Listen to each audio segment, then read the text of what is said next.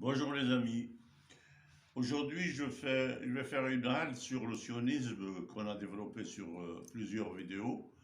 Je vais parler de l'actualité algérienne qui bientôt accueillera le vote de 12 juin pour élire une assemblée nationale nouvelle. Et c'est logique d'ailleurs parce qu'on en avait vraiment besoin. Il s'agit d'élections anticipées, tout le monde le sait maintenant, mais je ne m'immiscerai pas dans les nuances des partis politiques, des candidats indépendants qui se présenteront parce que ce serait de ma part une prise de position qui ne serait pas logique et même honnête. Donc je parlerai dans les généralités de ce que c'est qu'une démocratie.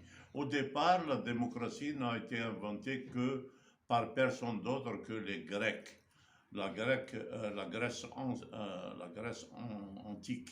C'est à l'époque, il y a 2500 ans à peu près, qu'est née la démocratie, en tout cas en théorie.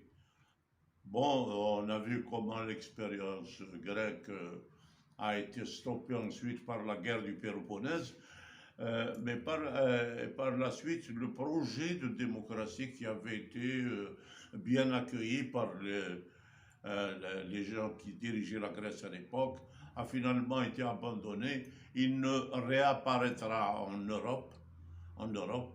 Angleterre plus précisément, qu'au XVIIIe siècle. Bon, au XVIIIe siècle, les gens n'étaient pas préparés à la démocratie.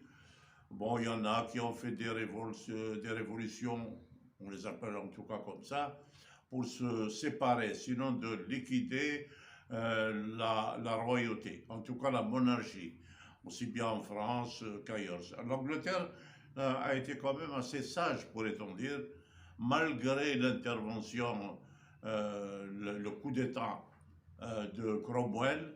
Elle a conservé par la suite sa démocratie spécifique à l'Angleterre. Aujourd'hui, chez nous, après l'indépendance, on a évidemment, comme d'ailleurs l'Algérie s'appelle République algérienne démocratique et populaire, on a opté pour cette démocratie, pour ce type de gouvernance dès les premiers temps de l'indépendance. Est-ce que 55 ans ou 56 ans après, on peut tirer des conclusions pour savoir si on a réussi dans cette discipline? Moi, je ne le pense pas, parce qu'il y a des pays, pour arriver à une rentabilité de la démocratie, ont mis des siècles.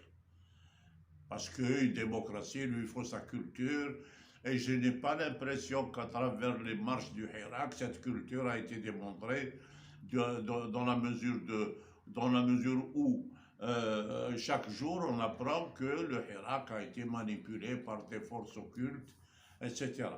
Bon, trêve de Hirak, il vaut mieux, moi j'ai l'impression qu'il vaut mieux bien se préparer pour aller affronter le scrutin du 12, parce que de là dépendra justement la relance de l'Algérie, et de là commencera, si elle veut aboutir d'ici un siècle, par exemple, à la démocratie telle que on pourrait l'imaginer. Il faudrait qu'elle se discipline, son peuple se mette au travail. Je pense que c'est ça que le gouvernement, c'est de cela que le gouvernement actuel a parlé depuis son installation.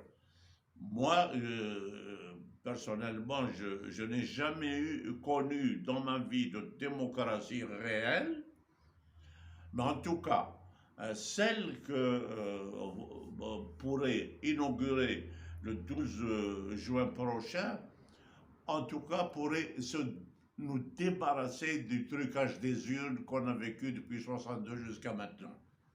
Je vous remercie de votre écoute.